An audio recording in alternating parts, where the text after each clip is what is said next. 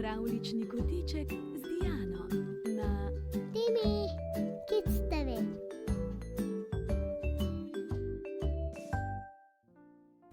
Dober večer, otroci. Čas je za pravljico.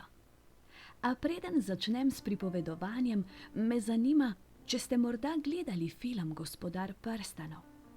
Če ga niste, potem si ga oglejte, ker prav tam bi videli deželo, kjer je živel Frodo Bisagin.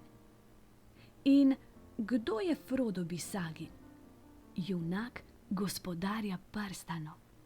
Kakorkoli že, film omenjam zaradi podobnosti s to pravljico. Kajti dogaja se prav v taki deželi, kjer so vsi grički enako zeleni in enako veliki, kot bi bili napihnjeni s tlačilko za gume. Ali kot je napihnjena najnovejša vijolična čokolada, ki jo dandanes reklamirajo po televiziji.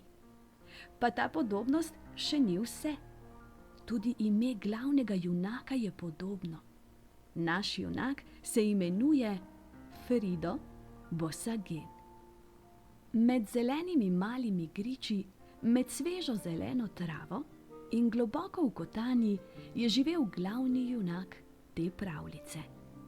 Stanoval je v zajetni čaši svoje matere, cvetlice, kačje rože, natanko take, kot rastejo tudi na našem krasu.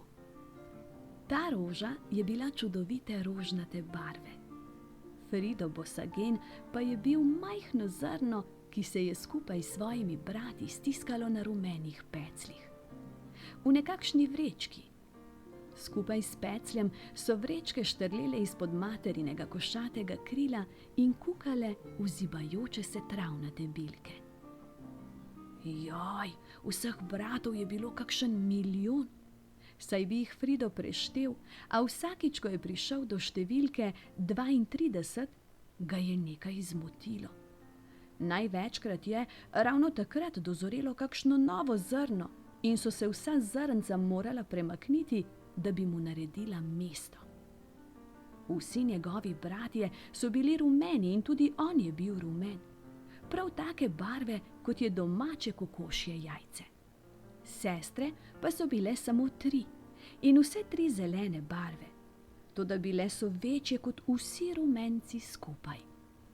Nekega dne je Frido Bosagin otrpnil od strahu. Nenadoma je nekaj zahreščalo. Vrečka, ki je bila videti kot nekakšna kapsula, je bila namreč prepolna in razpočila se je kakor vodni balon. Vsi njegovi bratje in tudi on sam so se za nekaj trenutkov zavrtinčili v zraku. Lebdeli so in lebdeli, saj so bili lažji od zraka.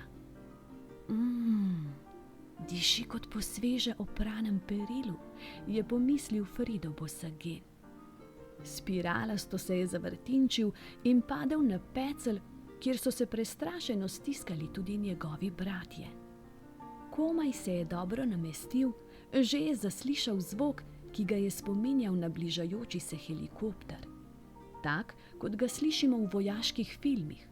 In kmalu je zagledal črno kosmato palico, ki se mu je nevarno približala. Skoči name, mu je rekla. In Frido je skočil in se trdno oprijel palice. Čudno, zelo čudno. Od kdaj pa palice govorijo, je zagodrnjal Frido Bosagin, ko je nazadnje videl ogromno rožnato krilo matere, ki je postajalo vse manjše in manjše. Potem pa se mu je odprl prelep pogled na travnato senožet, kjer je bilo med travo vse polno grmičkov kril, podobnih, kot je bilo mamino. Tako se je Frido trdno držal za čebelino nogo in radovedno opazoval svet. Čebela pa je medtem brenčala tako na glas, da si je moral zatisniti ušesa in ni razumel, kaj govori. Na žalost je bilo izleta prekmalu konec. Iznenada se je čebela premislila, zamenjala smer letenja in se silovito spustila proti zemlji. Fridu Bosaginu se je zavrtelo v glavi in zdelo se mu je, da je zaslišal. Premalo nektarja sem nabrala ali nekaj podobnega. Naslednji trenutek se je znašel v cvetu enake barve, kot je bilo mamino krilo. Pomislil je, da je pristal doma, toda imel je zelo prefinjen nos. Cvet je lepo dišal, a vendar drugače kot mami. Saj tudi barva njenega krila je bila za odtenek drugačna, če si dobro pogledal. O, poglej, poglej, kdo je prišel k nam na obisk, je rekla zelena nimfa. Tudi v tej hiši so imeli natanko 3 deklice, ki so poplesavale v krogu in se ves čas hihitale. Fridu je bila najbolj všeč ta, ki ga je nagovorila.